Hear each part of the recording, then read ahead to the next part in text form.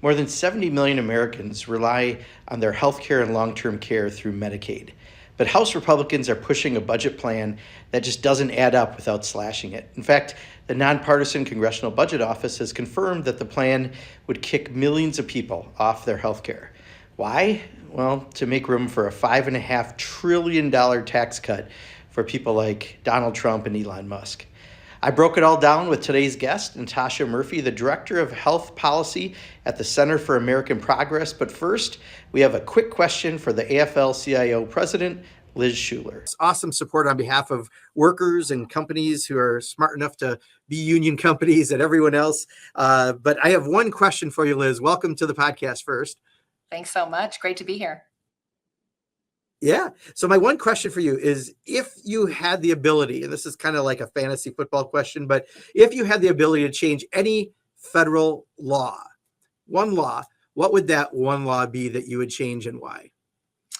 Well, with so many workers in the economy who are frustrated with the fact that the economy isn't working for them, they're working 2 and 3 jobs, they're barely able to put $400 together for an emergency.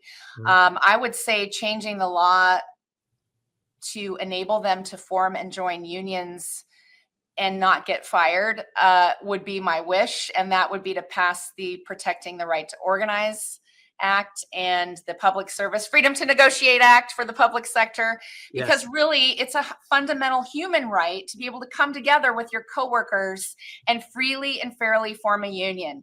And right now the law is so broken that inevitably people get fired, harassed, intimidated. So I just wish that we could actually get back to the spirit of the law itself, the National Labor Relations Act, and allow people to come together and exercise their collective voice in a union.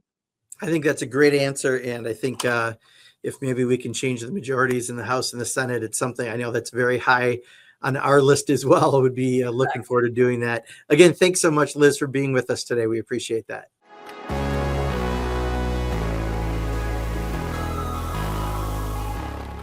Welcome to this week's With Liberty and Justice for Some. I'm Mark Pocan.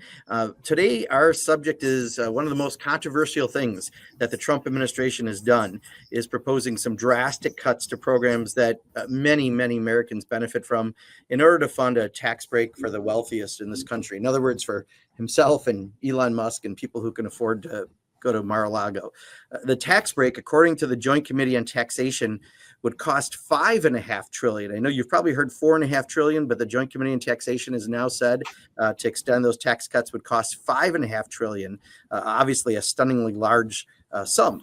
And what are the programs they want to cut in order to fund this giant tax cut for Donald Trump and Elon Musk? Well, the biggest cut seems to be targeted at a very important and popular program, Medicaid. Medicaid, more generally, is healthcare and long-term care for 80 million people across the country. In my state, in Wisconsin, it's 1.3 million people. It's 1 out of 3 kids who are getting their health insurance from Medicaid. 45% of working adults living with disabilities who are living independently are getting help with Medicaid. 55% of people living in nursing homes, like my mom in her final years, got help from Medicaid.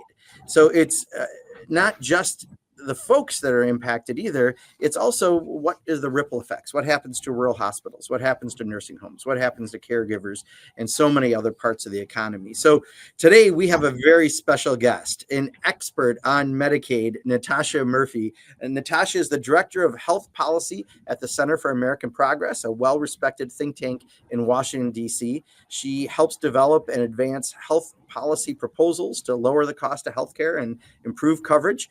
Prior to working at Center for Policy Alternatives, Center for Policy Alternatives. Where did I get that from? Prior to working at Center for American Progress. That's my state legislative days. There was a group with that name. Wow, that came out of the brain. Sorry. A throwback. Prior to working there, you worked in insurance, at foundations, and government, all working on healthcare policy. So welcome, Natasha. Thanks for being with us.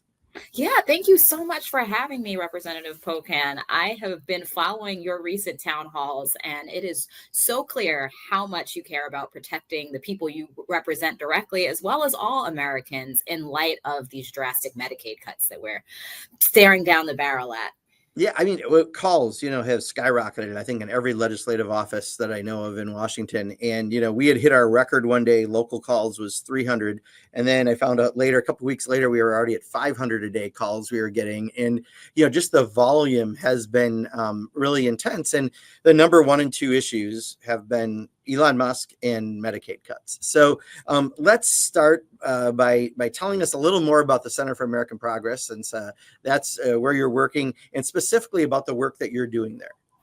Yes. So the Center for American Progress, we are an independent nonprofit policy institute here in DC, and we are focused on advancing progressive policy and, really making actionable steps to protect affordability and access for Americans. And on the health team, one of our biggest priorities is preserving the programs that provide coverage to millions of Americans. And so whether that be Medicaid, Medicare, or the marketplace. And of course, private insurance. We, as the health team, we are focused on advancing coverage, access, and affordability. Great. No, and you guys do great work in many areas, but clearly we appreciate the work you do, which is why we wanted to have you on the program for everyone to also benefit from your knowledge.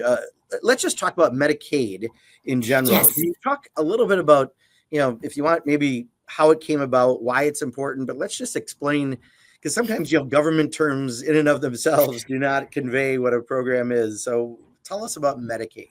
Sure. Happy to level set for your listeners. So honestly, at its core, Medicaid is a lifeline. It is the single largest health insurance program in the country. It covers nearly 1 in 5 Americans. And so it's providing people with access to essential services. And so these are low income individuals and families. Like you mentioned, children, pregnant women, older adults, as well as people with disabilities. And so really what Medicaid is, it is the coverage that allows your child to see a doctor, allows that new mom to get postpartum care. It allows a person with a disability to live life with dignity, and also provides working people with access to the health coverage they need, and really connects our older adults with the long-term services that they need, as you mentioned with your mom, towards the end of their lives. Yeah, we get a lot of folks who call and are really concerned. Well, just a little bit more on Medicaid, if I can. How long has it been around? I mean, I'm just trying to get, how big, like this program, how long and why was it originally created? Just as people really can understand, as we have people trying to get rid of it or attack it. Yeah, so Medicaid is far from a new program. We're looking at 6 decades of Medicaid coverage. And so this really is designed as a part of the social safety net. It was created to ensure that, when people did not have access to employer-sponsored insurance, if they were low income, ensuring that they had an option to get the healthcare and that they needed in their most vulnerable moments. And so, after 60 years of, kind of proven experience and providing countless Americans with, the ability to see their doctor and make sure that they have access to life-saving medications and treatment, it is incredibly disparaging to see efforts to dismantle and undercut this really vital program. Yeah. So it's healthcare, long-term care, predominantly that's the definition really of what Medicaid is. Yes. Every state has people, every district has people, right, involved? Yes, absolutely. It is not a red or a blue state issue. Every state, has, Medicaid. And so honestly, it is a pervasive program. Most of us know someone who either at one point or other in their life has benefited from this really, really important insurance program. Which is, for some of us, why it's interesting that it has a target on its back with the new administration, right? In addition to those proposed cuts that they want to fund that tax bill for the wealthiest, but they're looking at some specific proposals as well that they may do. And again, what Congress has done so far has just set up the framework for the cuts, right? $80 billion direction minimal coming out of the Energy and Commerce Committee. Their jurisdiction is Medicaid and Medicare, and everything else that they have in their jurisdiction, I think, is $581 billion. So clearly, I mean, even Yes. if you got rid of everything, you're talking minimum of $299 billion cut, but we know it's going to be different, deeper than that. So if we can, let's talk about, first of all, I mean, the Republicans are saying that the House bill is the framework for these cuts. And, many Republicans are saying that it doesn't say Medicaid in the bill, therefore they're not cutting Medicaid. Can you help us on that bit of misdirection?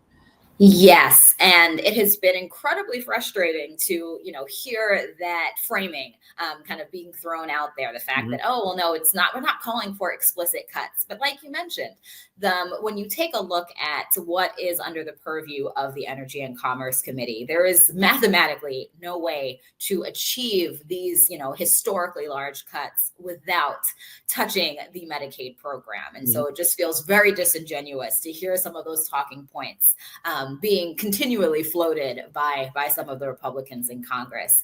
But ultimately, Medicaid is at a crossroads. It is in the crosshairs as, kind of Congress next week will start that process of kind of really getting to the actual nitty gritty of what these cuts could look like. And, some of the things that are being floated, like work requirements or shrinking the federal match that helps to support states, because Medicaid is a federal state partnership, are honestly terrifying.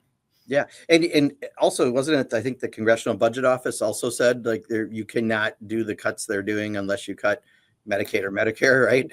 Yes.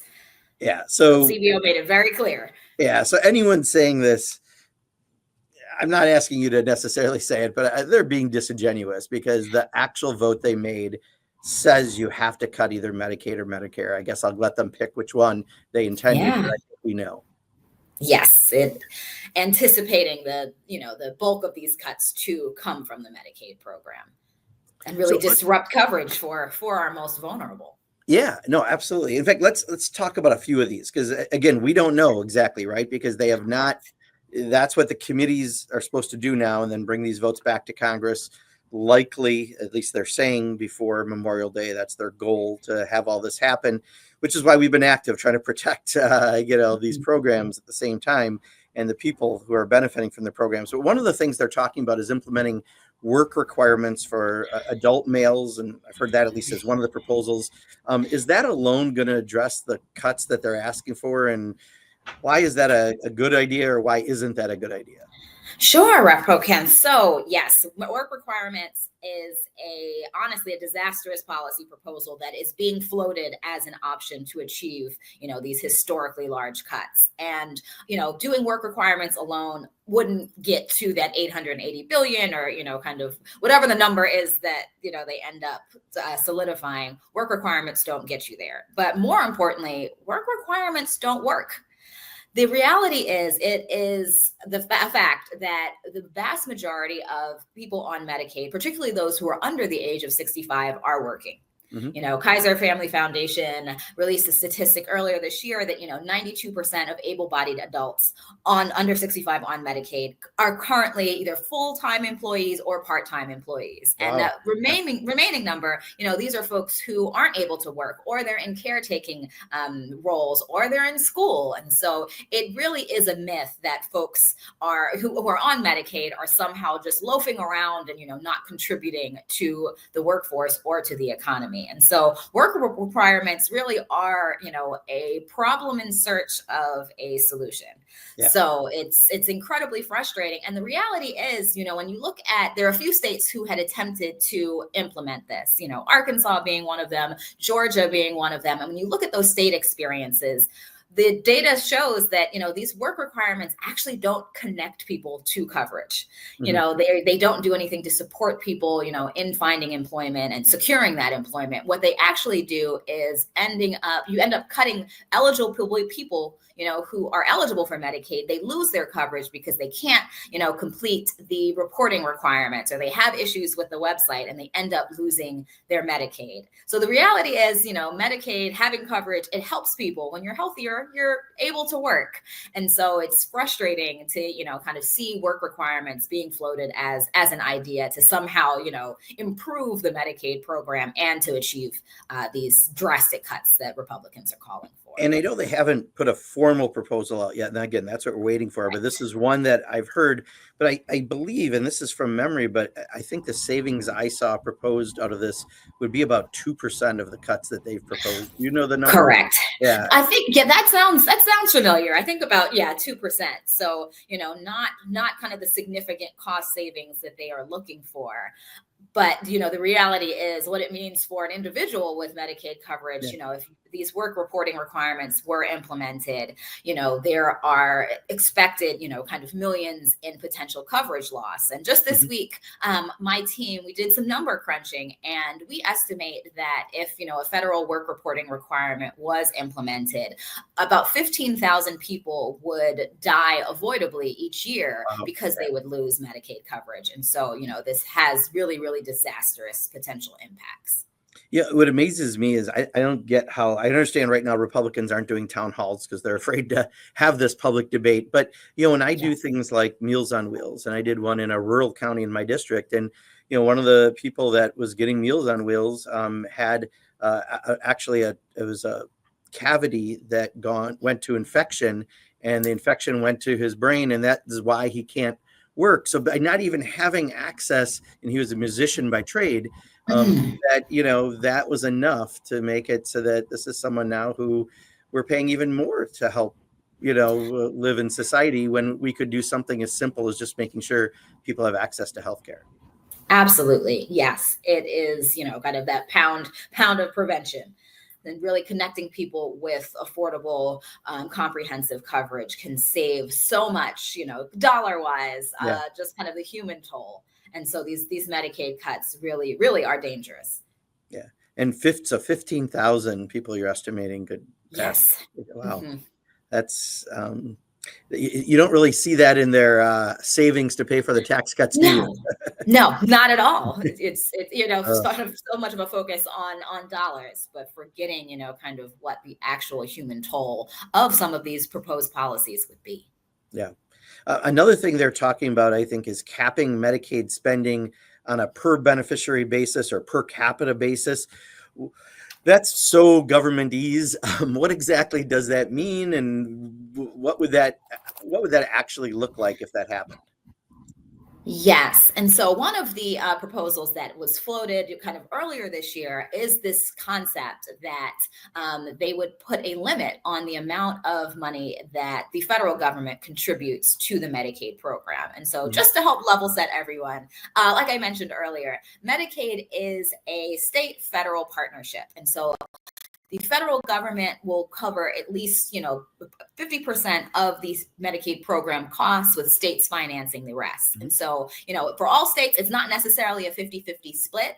It really does depend on the per capita income of the state. So, you have some jurisdictions where the federal government could be paying as much as 83% of the costs. But overall, the feds are contributing oftentimes a significant portion of Medicaid program costs. And so as Republicans explore opportunities to, kind of cut their expenses for the program, they were considering this per capita cap. And so they would only provide a fixed amount per person for Medicaid coverage. And really what that does is it is going to shift costs directly onto states. And, states, unlike the federal government, the vast majority of them cannot operate in a deficit, and they wouldn't be able to absorb, these significant costs. And the reality is the only thing they could do is either, kind of cut eligibility, cut some of the benefits that Medicaid covers, or, have to shift spending from other priority areas like education or public safety. And so really the idea of kind of implementing these funding caps would, really stress state budgets and, have some pretty harmful impacts on state residents. So I could see people saying that they're not cutting Medicaid by doing that, but they are if the amount is less than was previously given, correct? Exactly. Yes.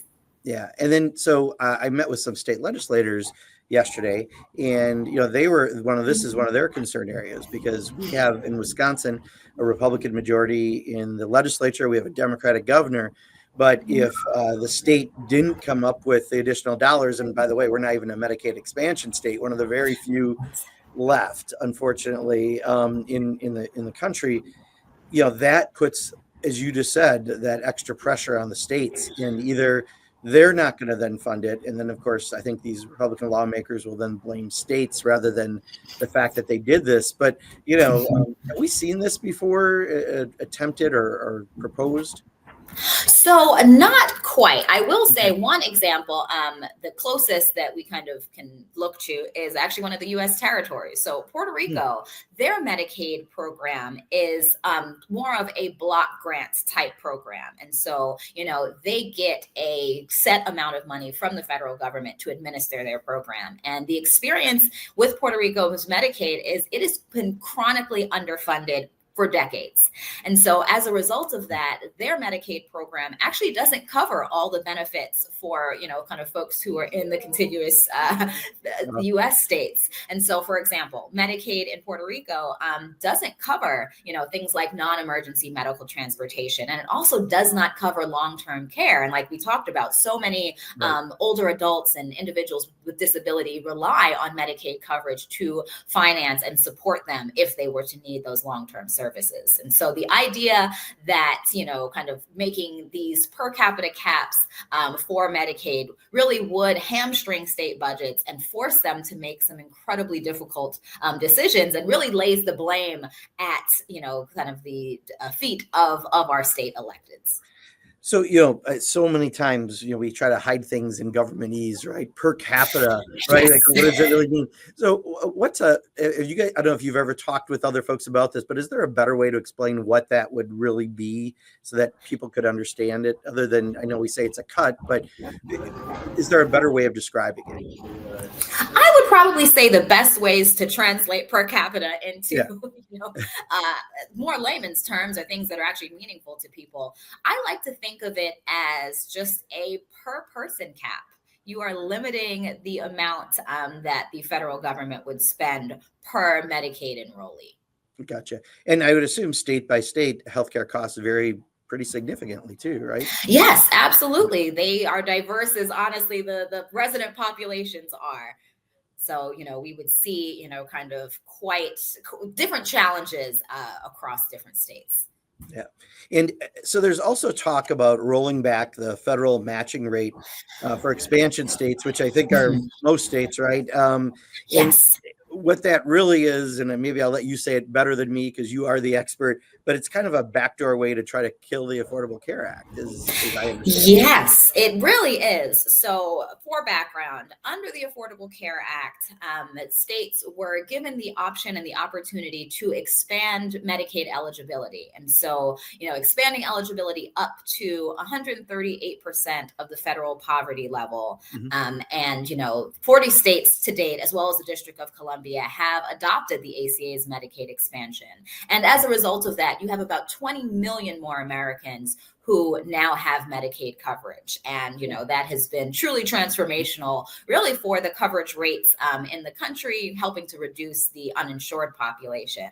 And so it's really one of the biggest wins of the ACA. And so now, as we look at Republican proposals to reduce the funding for that expansion population, it is kind of this backdoor attempt at, ACA sabotage. Yeah. And so right now, the federal government actually pays 90% of the costs for these expansion enrollees, as they're known. And as in a way to cut costs, they are proposing reducing that federal matching rate, below 90%. And that is going to have some pretty significant impacts. First up, you have 12 states where, as a part of their expansion, they have essentially what's known as a trigger law. The notion that if federal support were to drop below 90%, then the state would either retract their expansion, or it would force them to re-review whether it's viable. And so this was done, in an attempt to assuage oftentimes Republican lawmakers who were concerned about, the state picking up the cost for millions of additional Medicaid enrollees.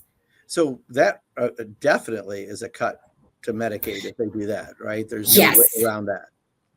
Yeah, that is an all out assault on Medicaid, and really targeting particularly these expansion enrollees. Like I said, those 20 million Americans who became newly eligible for coverage. And so the idea that, kind of cutting this federal matching rate, it is going to lead to pretty tremendous coverage losses.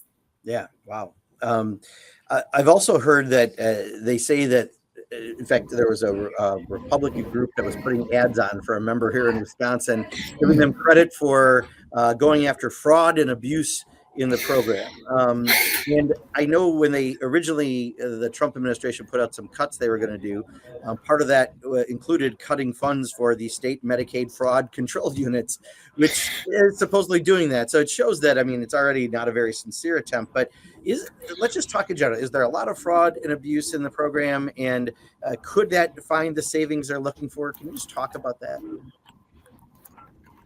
Sure, absolutely. So yes, one of the most popular talking points is, we are targeting only the fraud, waste, and abuse in kind of across the social safety nets. But I have heard quite a few Republican legislators say we are not cutting benefits, we're not cutting eligibility, we're really just going to target fraud and decrease waste and abuse, and that's going to generate savings. The reality is that yes, there is, kind of fraud against Medicaid. And so that can look like, providers, submitting false information in claims or billing for services that were never provided. But, this occurs in Medicaid as well as across other programs. It happens in Medicare, it happens in employer-sponsored insurance. And, regardless of where you sit on the, kind of political spectrum, we can all agree that fraud is a problem and needs to be addressed proactively, just to ensure that the integrity of these programs are as strong as possible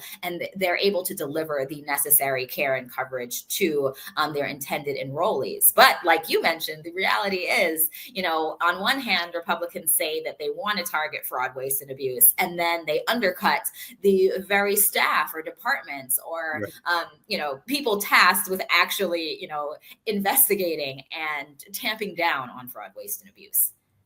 Have you at all looked at, I mean, do we have an idea of what kind of potential cost savings are if they actually did this in a better way rather than just the rhetoric of what they're saying on stopping fraud and abuse? I actually haven't seen anything, kind of that would help quantify, kind of the impact of addressing fraud, waste, and abuse in Medicaid. But clearly firing the people who are supposed to find it. Yeah, not off to a great start. Yeah, that would take us in the wrong direction. So absolutely. And how many people would lose their health care if they move forward with these proposed? And again, we don't know the exact proposals, but in general, I know there have been some estimates out there. I mean, what kind of number of people would lose healthcare access if they do the minimum level of cuts that they've proposed? Yes. So as like you mentioned, we are still waiting to see kind of the final policy options. The reality is, regardless of what is being proposed, we are looking at significant coverage losses. And so we'll take, for example, the concept of them shrinking that federal matching rate for those who have Medicaid through the ACA's expansion. So Urban Institute, they estimated that 10.8 million people would become uninsured after losing Medicaid coverage, if that policy proposal was implemented. And so, these are really, really significant cuts that would ultimately result in millions of Americans losing their coverage. Wow. Yeah, that is a lot. Are there any other proposals that you've heard of that people might be throwing out there as part of the way to find this $880 billion of savings that they've targeted towards the Energy and Commerce Committee? Yes. So there, in addition to kind of what we've already discussed, there are a few other kind of policy proposals that have been floating around.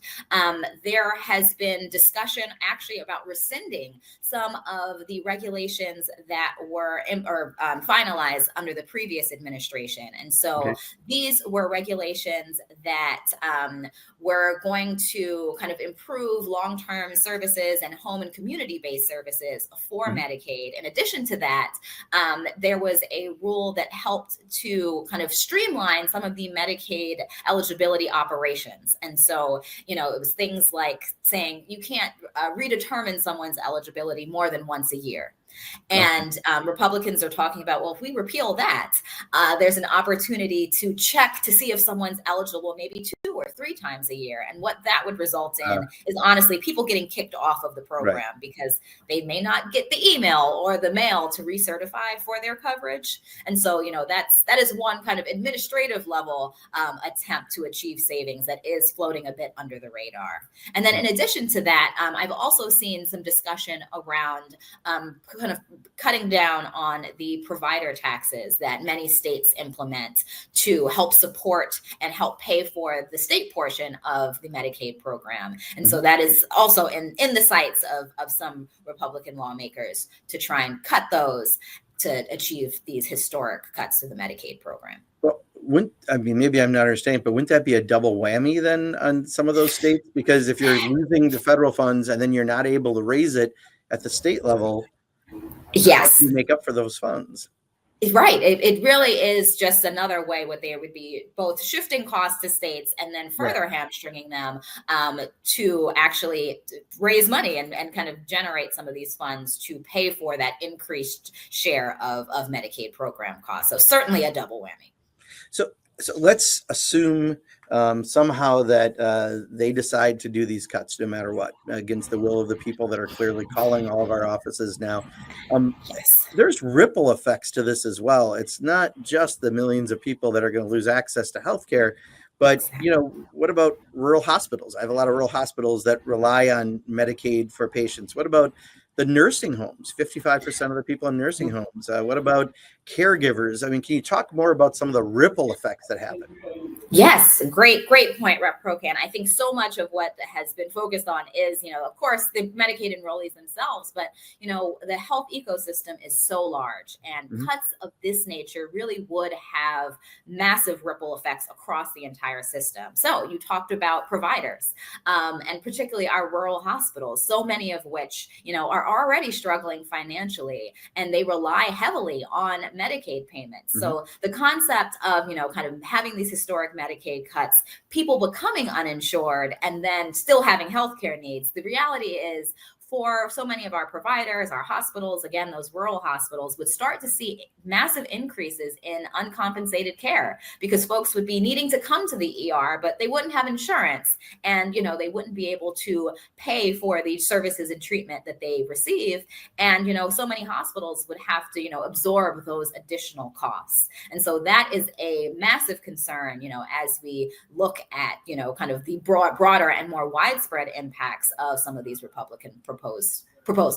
Yeah, in rural Wisconsin, we're having hospitals close in places like Eau Claire. They had 2 hospitals close in a community, I think around 60,000 people. I might be wrong on that number, but it's a decent sized community. And that's where those folks who are going to the hospital that have Medicaid, that's the insurance. That's how the hospital stays afloat. And if hospitals are already barely staying afloat, this has a really big impact. It absolutely does. In addition to that, when we look at some of the other services that Medicaid disproportionately pays for, behavioral health. Medicaid is actually the largest payer of behavioral health, including substance use disorder treatment nationally. And so this would also have, an outsized impact on, providers who are helping to support individuals as they navigate some of those challenges. I know so many states across the country are grappling with the opioid epidemic. And so, the notion that folks would lose Medicaid coverage, they would lose access, to a lot of the treatments and supports that they need. Wow. And and that's got other ripple effects even from there, right? If people are back using, they might be back on the streets. They might be committing crimes to get money to buy drugs. There's just so many ripple effects. How about nursing homes? My mom fortunately was at the county nursing home here, so she got great care in her final years. But, many of these homes are also financially struggling, even though they're very expensive facilities, but that care is very expensive. Yes. What would happen to those long, those longer term care facilities, nursing homes and the like? Yes. So as you mentioned, so many of our older adults and even individuals with disabilities really rely on long-term services and long-term care like nursing homes to support them in the final days of their life or, kind of throughout their life. And Medicaid cuts would have significant impact on the financial viability of a lot of these providers and nursing homes. Medicaid is, one of the primary payers for long-term care. And so to see or to have fewer patients, eligible for Medicaid, you would see pretty significant implications. And then I would finally add something that I think hasn't necessarily received as much attention because a lot of folks don't know, but Medicaid also supports a lot of school-based healthcare. And so our children would also be impacted by these Medicaid cuts. A lot of the school-based providers are being reimbursed via Medicaid. And so in the face of cuts, we would, kind of see decreased access to care for kids actually, where they're learning, which for some kids, that is really their only option or opportunity to get healthcare. Medicaid and healthcare are kind of intertwined, aren't they? Period. They are the same. Yes. I mean, if you're talking about healthcare for anyone, even if you're not on Medicaid, you're going to have a ripple effect. You're going to feel this in some other way. Absolutely. And then I have seen and kind of been in conversations where you have some people who are like, well, I'm on Medicare. So, these Medicaid cuts may not impact me. But the reality is there are so many individuals who are known as dual eligibles. These are lower income, older adults who have both Medicaid and Medicare. And any disruptions and kind of coverage threats to Medicaid also would ripple over into the Medicare program. So like you said, Medicaid is honestly omnipresent really throughout the broader healthcare system. And, kind of a threat to that program does have widespread and wide-reaching impacts. Yeah, it amazes me in my 12 and a half years in Congress, watching them when we had 30 attempts to get rid of the Affordable Care Act at one point. And, they just really don't like the idea that people need healthcare, and the fact that we're already the only industrialized nation that doesn't have universal healthcare. You'd think it would be just the opposite, but this has become such an interesting issue for conservatives. Yes, they certainly have Medicaid in their kind of on the target list, and it is so frustrating when you look and you see just all of the positive impact that Medicaid coverage has on individuals, whether that be their health, their financial stability, their ability to be in the workforce. It is incredibly frustrating as a policy person and a researcher. Yeah. Is there anything else that we should be letting people know about Medicaid? Like you just said, I didn't know that about the schools either, that people may not know about Medicaid and why it matters. I would honestly just want to reiterate that, to everyone listening, Medicaid is your program. You may have benefited from it. I'm sure someone in your social network, a family member, a friend, like I said, Medicaid covers nearly 1 in 5 Americans. And so now is the time to speak up, to contact your representatives, honestly, at every level. We talked about the fact that, this is going to impact, this is clearly going to have, individual impacts, health system impacts. It's going to impact state budgets. And so we really all have a role to play in Medicaid defense. Yeah, that's a really excellent point, because when I did meet with these state legislators, they're planning on, if this happens, what that means for states. But that means those state legislators are going to have to make some tough decisions as well, with the potential ripple effect. So reaching out to state legislators as well as members of Congress really, really matter. Anything else on healthcare, since I know you do all healthcare, not just Medicaid, but anything else, since you've got some folks listening who care enough to spend a half hour talking about Medicaid, that you'd want to share? Sure, absolutely. So I would say, while we're all activated and, kind of ready to participate in the Medicaid defense fight, I would also want to flag that another potential cut to coverage, and this time impacting the Affordable Care Act at the end of this year, unless Congress acts, the enhanced tax credits that have improved affordability for millions of Americans with ACA coverage will expire. Wow. And so that means in 2026, folks would be facing some pretty significant premium increases. And so the concept or the idea that we could be staring at Medicaid cuts as well as, decreased affordability in the marketplace is a little bit of a nightmare situation. So I would just encourage folks that, when you call your representative about Medicaid, also encourage them to make sure that they, if legislation does present itself, to make sure that they are supporting the continuation of these tax credits that have improved affordability. I'm so glad you added that because, I think most of the debate is on the Republican focus, which is tax cuts for the wealthiest and how you get there. Yes. Last time they largely put them on the debt. This time they've got this $1.5 trillion figure to try to cut.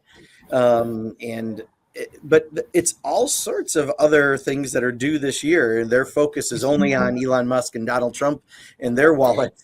But there's a lot of other things that we do have to address, or else a lot of people are going to be hurt. Yes. Yeah. Dual focus. Yes. Well, great. Anything? So how can people follow your work, Natasha? Is there through social media? What's the best way to keep following you? Yes. So I encourage everyone to, stay up to date on the latest and greatest on all things healthcare, not just Medicaid, by visiting the American Progress website. So we're americanprogress.org. And then I am Natasha Murphy on Blue Sky. So feel free to follow me there to, kind of see what I'm up to as it relates to the latest policy developments. Well, Natasha, thanks so much for sharing your knowledge and your life's work around healthcare. Thank you for that. But I think this has been a really great program to let people understand what Medicaid is. It's not just another government program that you can't get your hands on. This is healthcare and long-term care for lots and lots of people, 80 million people in the country, and why it matters. Yes, it was a pleasure. And thank you so much for having me. Yeah, thank you, Natasha. Appreciate it.